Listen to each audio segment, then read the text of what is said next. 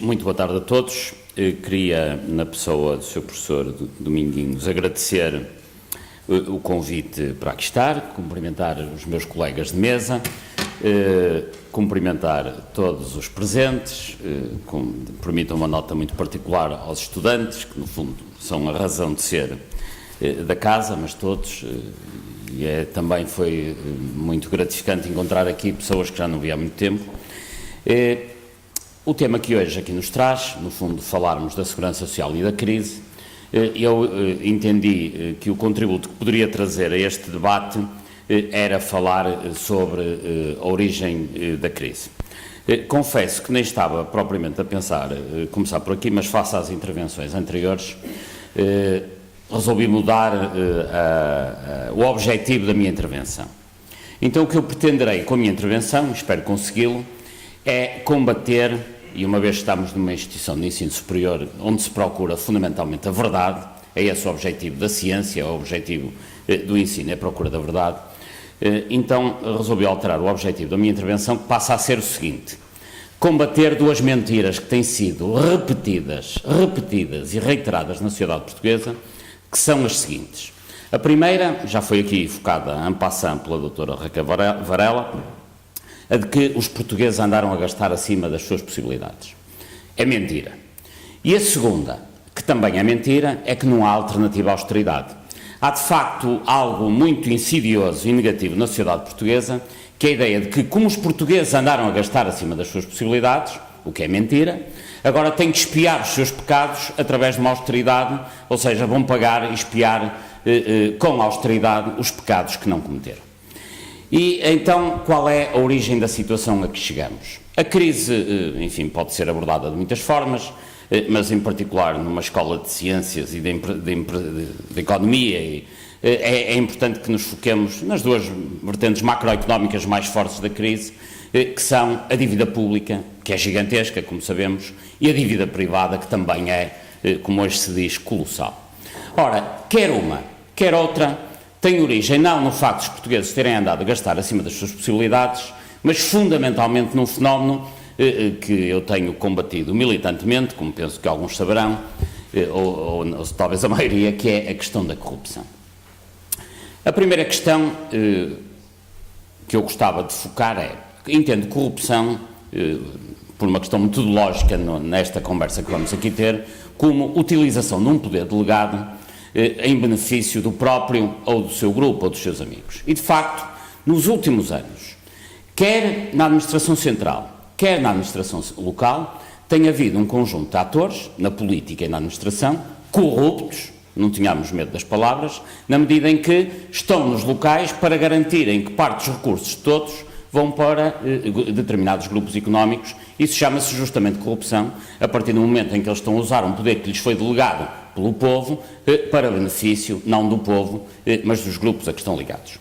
Vamos ver qual é o estado de Portugal em termos de corrupção. Todos os anos são publicados indicadores de corrupção, não vamos obviamente detalhar-nos muito sobre estes números, mas tenho aqui os mapas, em que aparece mais a claro ou mais a amarelo, nestas cores, os países mais transparentes, e mais a escuro, ou vermelho, castanho, os países mais corruptos. Ora bem, estes dados são publicados anualmente.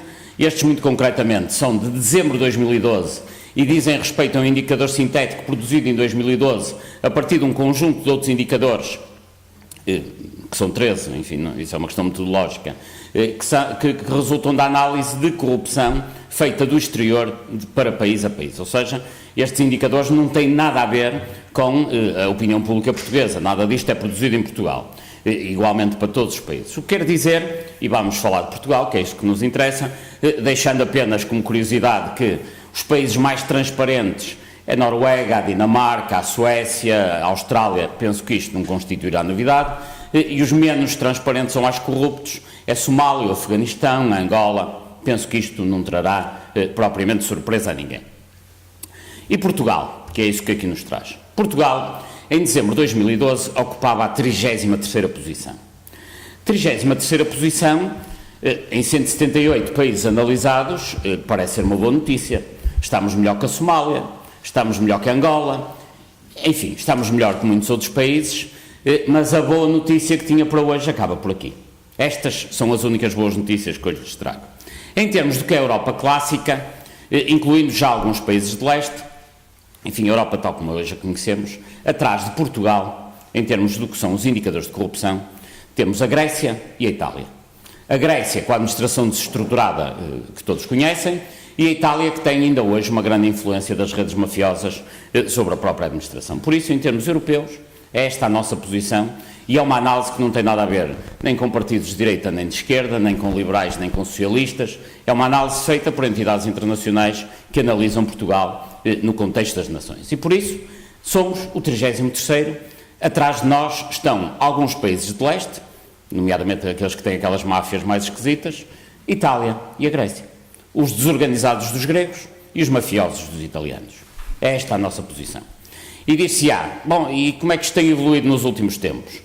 A corrupção está a piorar, como dizem aí uma série de pessoas que auguram mal para o nosso país. Bom, então vamos ver. Como é que isto evoluiu na década de 2000 a 2010? Pedia que olhassem ali apenas para as duas primeiras colunas. Em 2000 tínhamos o 23º lugar, em 2010 32º, em 2012 33º. Ou seja, Portugal foi o país que mais se deteriorou em termos de corrupção em todo o mundo. Não há país que tenha tido um downgrade, uma degradação tão dramática em termos de índice de corrupção como Portugal. Somos o país que mais piorou em termos de corrupção. Portanto, há tantos políticos que se preocupam com a imagem internacional de Portugal, é esta a imagem internacional de Portugal. O país que na década mais piorou em termos de corrupção. É este enfim, nós ouvimos sempre o Presidente da República, o Primeiro-Ministro, o líder da oposição, toda a gente fala da imagem internacional, não sei porque é que não se preocupam com isto. E a questão é, como é que nós chegamos aqui?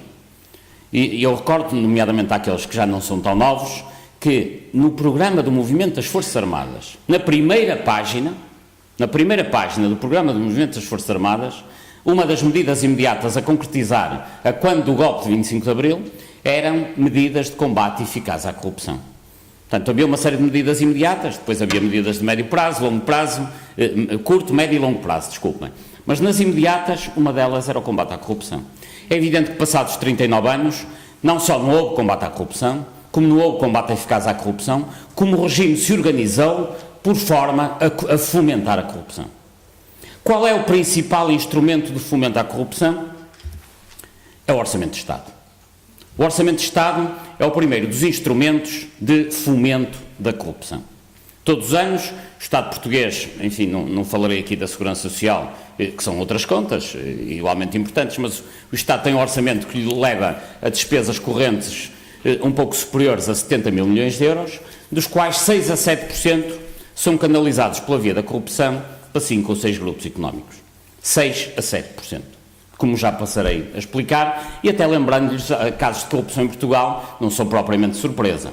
Lembrar-se-ão de muitos deles, eu não vou focar aqui detalhadamente, vou falar de dois com mais particularidade, que penso mais importantes, mas lembrar-se-ão da Expo 98, por exemplo. A Expo 98, que é aliás bem perto daqui, foi a edificação numa zona oriental de Lisboa, onde havia terrenos degradados, fábricas em fim de ciclo, armazéns a cair, portanto era uma zona altamente degradada, onde a comunidade, a nação e o Estado, em última análise, colocaram dinheiros do Orçamento de Estado, bens da Câmara de Lisboa, terrenos da Administração de Desportos, e se permitiram depois a construção de hotéis e mais hotéis e mais hotéis, e mais apartamentos de luxo, mais valias urbanísticas de milhares de milhões de euros, ainda vieram uns barcos hotéis, e num local onde se meteu tudo isto, no final deu prejuízo. Vejam bem o que é meter num saco ouro, diamantes, etc. E no fim não há nada. Foi o que aconteceu na Expo 98. Como é que se chama? Corrupção. Não tem outro nome. Perderam-se aqui bem mais do que 3, 4, 5 mil milhões de euros, e as contas ainda estão por fazer. Aliás, ainda bem recentemente a Câmara de Lisboa fez um acordo com a Administração Central visando pagar dívidas da Expo 98. Bom, e depois há casos que não terão custado tanto dinheiro, mas estamos a falar sempre de muito dinheiro, mas em que está provada claramente a corrupção. Eu dou aqui o exemplo dos submarinos. A compra de 2 submarinos por parte do Estado português a uma empresa alemã é um caso onde houve corrupção provada. provada naturalmente pelos tribunais alemães, que não pelos portugueses, mas há corrupção provada, há pessoas que estão, esta noite, irão dormir na cadeia na Alemanha por causa deste negócio. A corrupção está provada.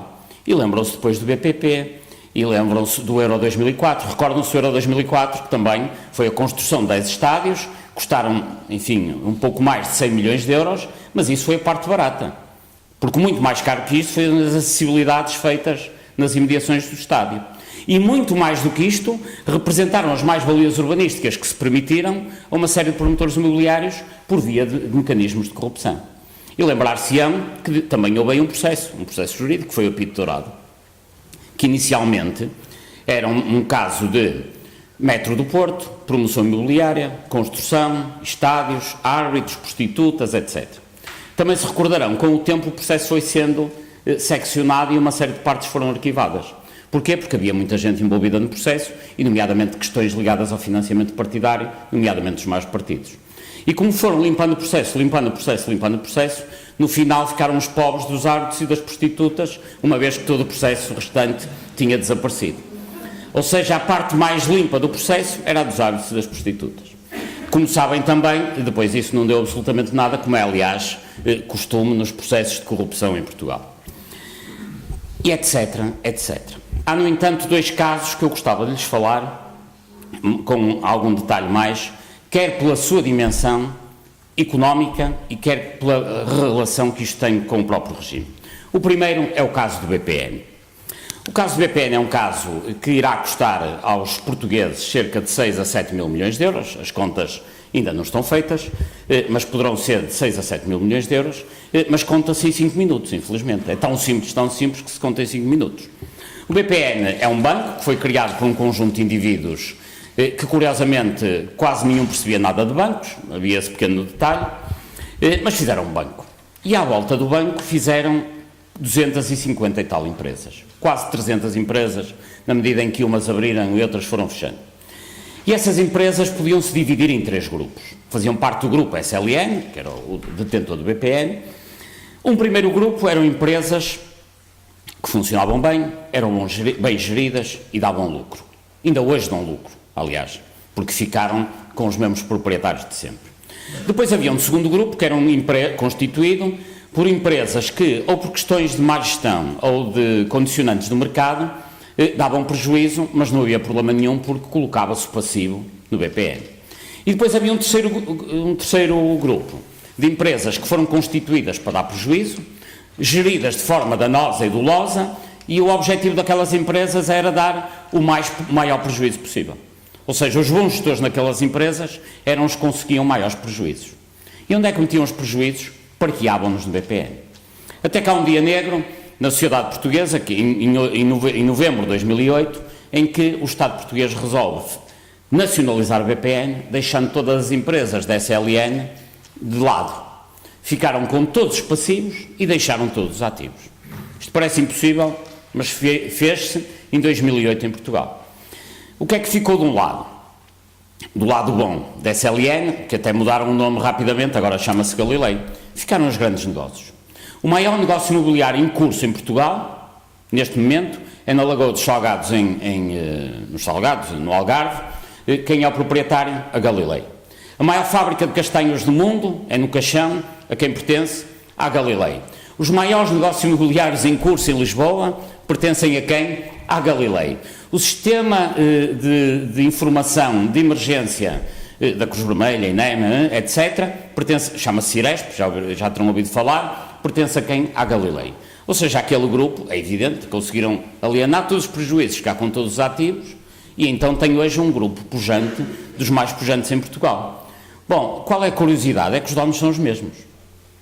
O curioso disto tudo é que os acionistas são exatamente os mesmos cavalheiros. Bom, e do outro lado, o que é que ficou? Ficou o BPN. O Estado, como é sabido, saneou financeiramente o BPN e depois de seguida vendeu o BIC aos angolanos, sendo que, para fazer o seu saneamento financeiro, ficou com ativos tóxicos, maus negócios e vigarices, todos parqueados num novo banco, um bad bank, chamado Parvaloren, que tem a sua sede na Avenida José Malhoa. Na Parvaloren estão ali armazenados 5 a 6 mil milhões de euros de prejuízos e vigarices. São verdadeiramente a ruína das finanças. Se algum dos senhores quisesse mostrar aos filhos as ruínas das finanças portuguesas, vai à Avenida José Malhoa a Lisboa, põe-se em frente à Parva Lauren e vê ali o buraco das finanças portuguesas. É tipo comer a Conímero e eu assim, é ir à Parva Lauren. Eu acho que não se deviam rir porque são os seus que vão pagar, cuidado. E assim se fez a história do BPN.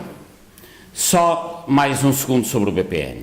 Sabe-se quais foram as vigarices, a Justiça tem isto referenciado, o Governo tem conhecimento da matéria, sabe-se qual é a dimensão das vigarices, estão todas elas devidamente documentadas, na Parva Lauren, justamente, que neste momento é gerido pelo Estado, pelo Governo português. Se houver determinação política e competência da Justiça, 3 a 4 mil milhões de euros podem se buscar sem qualquer problema. Aliás, à semelhança do que têm feito outros países nesta matéria. A Alemanha, bem recentemente, recuperou dezenas de milhares de milhões de euros por via de capturas e cativação de contas no Luxemburgo. Portanto, aqui é perfeitamente possível, desde logo indo às contas que estes cavalheiros têm no Luxemburgo, ou indo ao próprio património da Galilei, que é hoje um dos grupos empresariais mais pujantes de Portugal. Não poderia deixar de falar delas, que é um outro assunto, que é esta corrupção. Esta é corrupção feita em grande dimensão de uma vez só. Esta é corrupção continuada ao longo do tempo. As parcerias público-privadas custam neste momento, eu trouxe aqui as últimas contas, há contas mais recentes, mas têm a ver com orçamento. Isto aqui não, são as contas de 2011, foram pagas em 2012, portanto isto já está tudo pago aos concessionários. Em 2011, o Estado português pagou pelas parcerias público-privadas 1.822,6 milhões de euros. Reparem, é 2 vezes o valor da tal crise provocada pelo Tribunal Constitucional e pelo seu chumbo orçamento de 2013. Bom, as parcerias público-privadas explicam-se muito rapidamente, isto já está mais que explicado, mas é um negócio ao abrigo do qual um conjunto de privados fazem um determinado equipamento, porque o Estado supostamente não tem dinheiro para o investimento e depois o Estado paga uma renda e garante uma renda. Bom, isto dito assim não tem grande problema, não deu resultado em lado nenhum do mundo, Quem foi muito ativo nas parcerias público-privadas foram os britânicos, em particular na ferrovia. Acontece é que quando começaram a ver os prejuízos, fizeram aquilo que faz quem defende os interesses do seu povo, acabaram com elas. Aliás, eu tenho ouvido, volta e meia, na Comissão Parlamentar das PPPs, muita gente a dizer os ingleses usaram muito este mecanismo. É verdade. E esquecem-se de dizer que já acabaram com ele, já pura e simplesmente o eliminaram. As parcerias público-privadas portuguesas têm 4 grandes defeitos, que são pecados mortais. O primeiro é que muitos dos investimentos nem sequer são feitos com o dinheiro privado. Só para terem uma ideia, a primeira PPP portuguesa foi a Ponte Vasco da Gama. À época, vendia-se a ideia que a Ponte Vasco da Gama tinha que ser feita por privados, lá está, chamava-se Project Finance, tinha um nome mais sofisticado, porque o Estado não tinha dinheiro. Pois muito bem. A Ponte Vasco da Gama custou 870 milhões de euros a custos da época. Os privados entraram com 200 milhões. Portanto, eu vou repetir, o Estado não tinha dinheiro e então os privados é que iam pagar a Ponte Vasco da Gama. Entraram com 23% do valor do capital. Então onde é que foram buscar o resto de dinheiro? Porque a ponte de facto foi construída e está lá. Começaram a receber, como recebem até hoje, as portagens da Ponte 25 de Abril. Ou seja, ainda não tinham feito nada e os concessionários já estavam a receber dinheiros das portagens da 25 de Abril, que obviamente não tinham sido eles a fazer, tinha sido o Dr. Salazar, bem lá para trás. Depois receberam 300 milhões a fundo perdido por via de fundos da União Europeia, obviamente obtidos pelo Estado português. E depois ainda houve um empréstimo de 200 e tal milhões, e ele também caucionado pelo Estado português. Portanto, foi este o investimento dos privados, que conseguiram, com 22% a 23% do investimento da Ponte Vasco da Gama, conseguiram isto, que é as portagens da Ponte Vasco da Gama, as portagens da Ponte 25 de Abril, o exclusivo das travessias rodoviárias sobre o Tejo por toda uma geração, porque se eventualmente algum grupo quiser hoje fazer uma travessia rodoviária no estuário do Tejo, tem que pagar uma comissão à luz ao ponte. E é isto que nós temos. Ou seja, nem sempre foram os privados a meter lá o dinheiro. Bastará pensar que aconteceu isto na Ponta Vasco da Gama e recorrentemente isto foi acontecendo, porque grande parte do custo das SCUT nem sequer é o custo da construção das SCUT, as ex-SCUT, as autoestradas sem custo para o utilizador, eram custos de expropriação, que eram habitualmente terrenos disponibilizados pelo Estado português. Por isso, este foi a primeira fraude. Não foram os privados que pagaram as PPPs. Portanto, o Estado pagou parte das PPPs, ainda por cima está a pagar a renda como se não tivesse pago nada no início. Mas depois há 3 pecados mortais. O primeiro tem a ver com o pagamento, isto que eu vou dizer agora é válido quer para as rodoviárias, quer para as PPPs na saúde. Mas pensem mais nas rodoviárias, que o raciocínio acaba por ser mais rápido e mais simples. Mas depois na saúde há um paralelo. O primeiro problema tem a ver com o facto da existência, enfim, de uma taxa de disponibilidade diária. Estão aqui apresentados estes valores. O que são estes valores? São os valores para cada ano de quanto é que este concessionário desta autoestrada, eu escolhi uma à sorte, esta é que vai de Vila do Conde a Viana do Castelo, só por curiosidade, mas depois isto repete-se em 120 PPPs pelo país todo, em 120, isto é o que se paga taxa de disponibilidade diária. Em 2013, está ali o valor, 123.500 euros. Ou seja, em cada dia que passa, os concessionários recebem pela existência desta autoestrada 123.500 euros, haja ou não haja trânsito. O que quer dizer que é renda garantida, isto tem uma rentabilidade, aquilo que chama a TIR, taxa interna de rentabilidade, prevista da ordem dos 24% a 25%. Portanto, é um excelente investimento, como é evidente. Mas este é o primeiro pecado mortal. Depois há um, que realmente são todos dramáticos, que tem a ver com as compensações à diminuição de sinistralidade. Dito de outra maneira, numa parceria público-privada rodoviária, se a sinistralidade aumenta, o concessionário paga uma multa, se a sinistralidade diminui, recebe um prémio, o que já é estranho. Mas reparem, as fórmulas, que obviamente não vou aqui explicá-las, não é esse o objetivo, têm uma particularidade, está ali o incremento e a dedução. Portanto, são premiados ou pagam uma multa. Mas esta fórmula tem uma coisa verdadeiramente única no mundo. É que no denominador está o índice de sinistralidade. O que quer dizer, quando o índice de sinistralidade é baixo, o incremento é alto. Quando o índice de sinistralidade é alto, a multa é baixa. O que quer dizer, quem colocou estas fórmulas na legislação, só por ter assinado este decreto devia ser preso. Isto é assim. Isto, na Suécia, era pegar no Diário da República, ver quem é que assinou e mandar prender as pessoas. Porque, só para terem uma ideia, nesta autoestrada que eu trouxe aqui, se a sinistralidade aumentar 10%, a multa que o concessionário paga é de 600 mil euros. Se a sinistralidade diminuir 10%, recebem de prémio 30 milhões de euros. É uma relação de 1 para 500. Isto é verdadeiramente a loucura. Certo? O que quer dizer que é evidente que estamos sempre a falar de relações desta dimensão, 1 para 300, 1 para 200, 1 para 400. Estas remunerações à sinistralidade, com o índice de sinistralidade no denominador, não lembra a ninguém. Isto leva a que as remunerações à sinistralidade depois, obviamente, oneram muito mais as parcerias público-privadas rodoviárias. Mas eu disse que havia 3 pecados mortais e não um terceiro, que são os chamados acordos de reequilíbrio financeiro. Está previsto na legislação das PPPs que sempre que haja alterações exógenas ao negócio, o Estado renegocia com os concessionários o reequilíbrio financeiro. Isto começou sempre mal. Só para terem uma ideia, a Ponte Vasco da Gama deu origem a 8 acordos de reequilíbrio financeiro até hoje, em que invariavelmente o Estado canalizou mais dinheiro para a luz ao ponte. É sempre assim.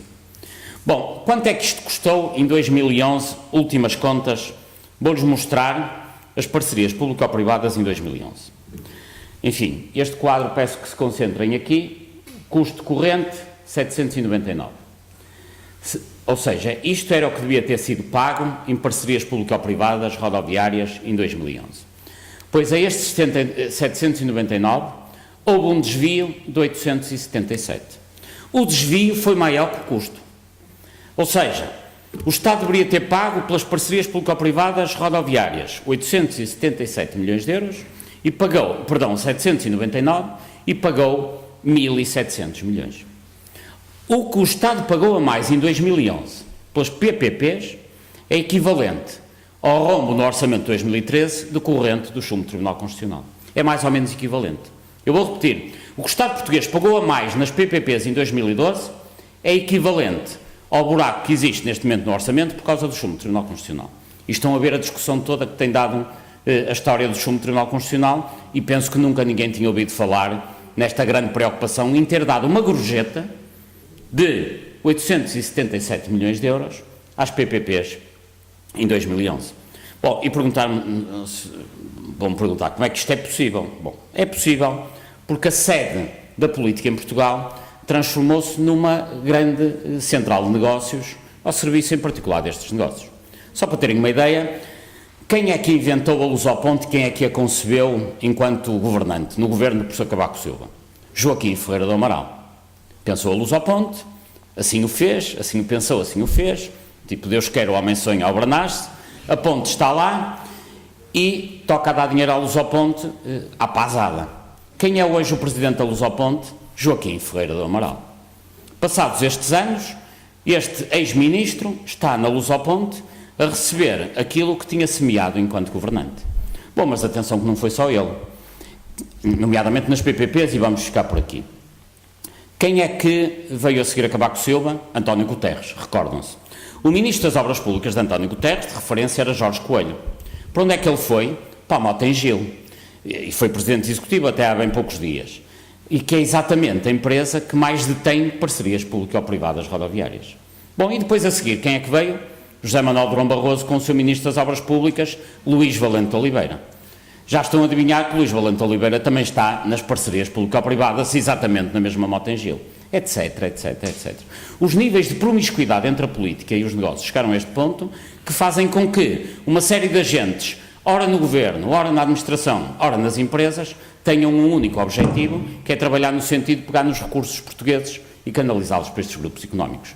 Só por curiosidade, fiquem a saber que as PPPs dependem em 92%, portanto, a quase totalidade, apenas 3 grupos económicos em Portugal, a saber, Grupo Melo, Espírito Santo e Grupo Mota.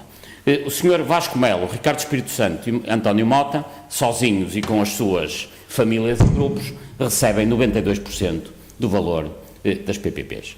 Por isso, a dívida pública está visto que não foi bem criada pelos portugueses que andaram a gastar acima das suas possibilidades. Bom, e a dívida privada? O tempo esgota-se e agora vou ser bastante mais rápido.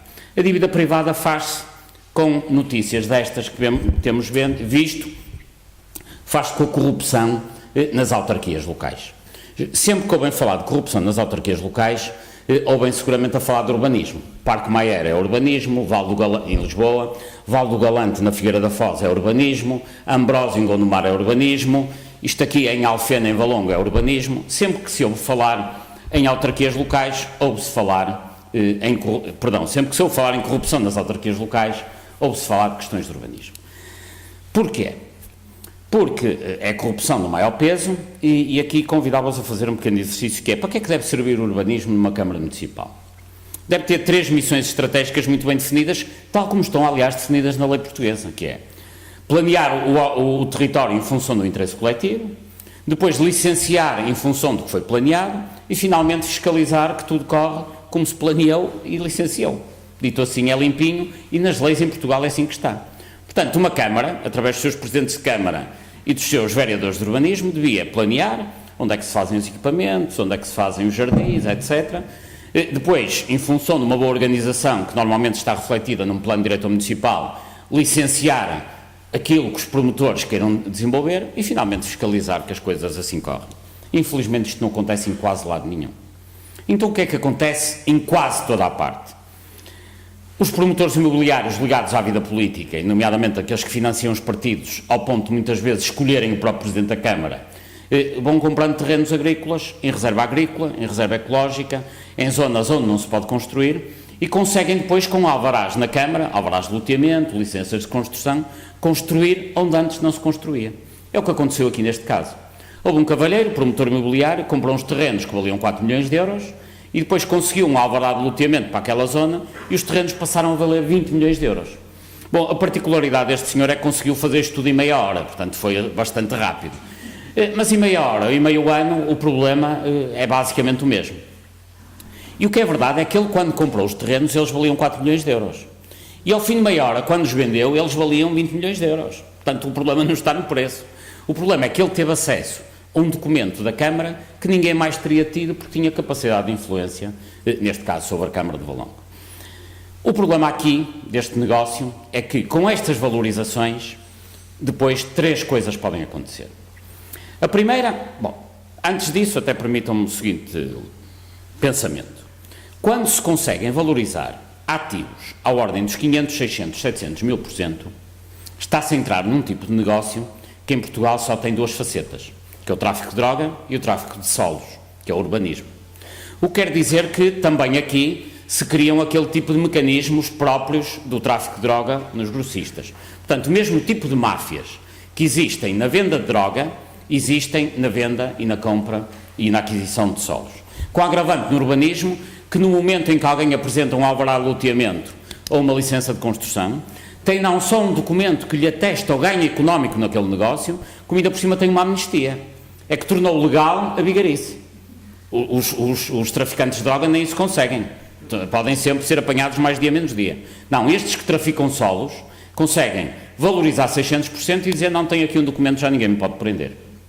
Portanto, é mais grave que o tráfico de droga.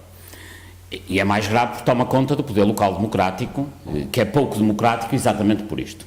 Mas depois 3 coisas podem acontecer quando estas situações se revelam. A primeira é haver construção. Constrói-se habitação coletiva, que foi vendida nos últimos 30, 40 anos, em média 35% acima do seu real valor. E esta é uma má notícia que também lhes trago, mas é assim, todos aqueles que compraram um apartamento nos últimos 20 anos, têm hoje um património que vale 30% a 40% menos.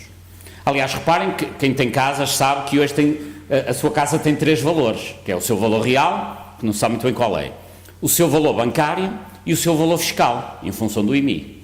Obviamente, quando houver necessidade de convergir estes valores, não vai ser o fisco a perder o dinheiro, como é evidente, e muito menos o banco. Então quem é que vai perder? O elo mais fraco. Portanto, é o valor real que vai ter aqui uma depreciação. Por isso, quem comprou casa de habitação coletiva, bom, não estou aqui a falar de quem fez uma vivenda num terreno dado pelos pais, não é isso. Estou a falar de habitação coletiva, prédios, apartamentos, etc. Quem comprou uma casa nos últimos 30 anos, neste momento perdeu 40%. Isto aconteceu. Uma segunda hipótese é, uma vez os terrenos valorizados, artificialmente, vai passar ali qualquer equipamento público. Uma SCUT, o canal do TGV, onde foram expropriados muitos terrenos para a passagem de TGV, apesar de não vir a haver TGV, ou seja, conhecedores de que ia haver qualquer equipamento público a passar num determinado terreno, esses promotores imobiliários compravam o terreno agrícola, valorizavam-no e tornavam-o urbanizável para depois o custo de expropriação ser muito mais alto. Vejam a estupidez que isto representa em Portugal, que é, indivíduos que pegam em terrenos, entidades públicas, que são as câmaras, valorizam os terrenos em termos do seu coeficiente de ocupação de solo, para depois vir uma outra entidade pública, o Ministério das Obras Públicas ou das Finanças, comprar o terreno muito mais caro do que ele era. Bom, depois ainda há uma terceira modalidade, ainda pior que todas estas, que aconteceu muito, esta máfia entre a tríade promotor, autarca e banqueiro, que consiste no seguinte, que é o promotor compra um terreno, o Presidente de Câmara ou o Vereador de Urbanismo valorizam e os cavalheiros pegam naquilo, vão ao banco, feitos com banqueiros e administradores, e pedem o financiamento de todo o empreendimento imobiliário, que eles sabem que nem sequer vão fazer. Ou seja, fingem que vão fazer um projeto imobiliário, que não vão fazer, pedem o financiamento de todo o projeto e deixam lá um terreno que tem um papel que diz que vale muito, mas de facto o terreno não vale nada. O que quer dizer que houve financiamentos no BPN, mais de metade da vigarice do BPN tem a ver com isto, houve financiamentos sem garantia, em que ficou como garantia um terreno que vale 40 vezes menos o valor do próprio financiamento. Bom, e com operações destas, chegou-se a uma situação em que 70% da dívida privada no início da crise, 68% para ser mais concreto, era dívida resultante de especulação imobiliária. Portanto, aquela história de que os portugueses andaram a gastar acima das suas possibilidades também não está aqui. Porque a dívida privada, afinal, resulta da especulação imobiliária. Não tanto dos telemóveis e das viagens e dos carros, resulta da especulação imobiliária. Só por curiosidade, então a compra dos telemóveis, tablets e carros representam quanto? Representam 15% da dívida privada no início da crise.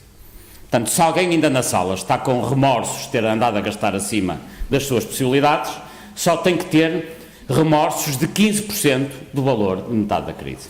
Já agora, por curiosidade, e isto é particularmente importante, dito aqui na escola, e agora cumprimento a diretora. E os outros 15% são o quê? Faltam aqui 15%. São o dinheiro que toda a banca tem disponível em Portugal para financiar toda a atividade económica. Toda a atividade económica em Portugal, pescas, agricultura, metalomecânica, têxtil, o que quiserem, turismo, toda a atividade económica em Portugal é financiada apenas com 15% do endividamento privado. Isto é uma economia com morte a muito curto prazo. Quando todo o dinheiro que há para emprestar num país, de todo o dinheiro, apenas 15% se destina a financiar a economia, depois uma parte igual é para bens de consumo, bem ou mal gastos, agora não interessa. E depois 70% vai para a especulação imobiliária. Portanto, é evidente que isto é um anúncio de uma morte anunciada de uma economia. E por isso, para concluir, já ultrapassei um bocadinho o meu tempo, queria deixar-lhes, no fundo, a mensagem que iniciei, com que iniciei a minha intervenção, que é: não foram os portugueses que andaram a gastar acima das suas possibilidades, e a forma de combater a crise em que nos encontramos é, desde logo, combater a sua causa. Da mesma maneira que para combater uma doença, o que é fundamental é combater a sua causa. Então, se foi a corrupção que foi a maior causa que nos trouxe esta crise, é evidente que uma forma de começarmos a debelar a crise é começar a combater a corrupção. Portanto, esta é a razão conjuntural. Mas há ainda uma outra, de caráter até mais estrutural. Eu comecei por lhes mostrar o mapa da corrupção, que é publicado anualmente. Este é de dezembro de 2012, como lhes disse. Também anualmente é publicado pelas Nações Unidas, pelo Programa das Nações Unidas para o Desenvolvimento, os indicadores, o chamado IDH, o Índice de Desenvolvimento Humano, que é um indicador agregado de saúde, educação e riqueza. Ora, este é o mapa da corrupção, este é o mapa do desenvolvimento. Como repararão, são mapas muito parecidos, as cores são as que estão, eu tirei isto dos documentos originais, não andei aqui a fazer Photoshop, mas não só olhar para os mapas, por simples inspeção dos mapas, mas também observando as tabelas. E a Academia também já se pronunciou sobre esta matéria, e está provado que há uma forte correlação negativa entre corrupção e desenvolvimento. Ou seja, corrupção e desenvolvimento andam em sentido contrário. O que quer dizer, desde logo em termos práticos, que não há países corruptos desenvolvidos, nem países desenvolvidos corruptos. E quer dizer também que, para além de termos que combater a corrupção para combater a crise, temos que combater a corrupção para conseguir garantir algum desenvolvimento na próxima geração. Porque senão, enfim, Setúbal não acaba, imagino que o Instituto Politécnico também não, o sol nasce todos os dias, mas vamos nos tornar progressivamente a Albânia da Europa Ocidental. Se continuarmos neste caminho de aumento de corrupção, inevitavelmente vamos ter um aumento, uma degradação dos níveis de subdesenvolvimento e, enfim, eu não gostaria que nós e os nossos filhos tivéssemos que viver num país em que, de ano para ano, sejamos um país cada vez mais corrupto e menos desenvolvido. Muito obrigado.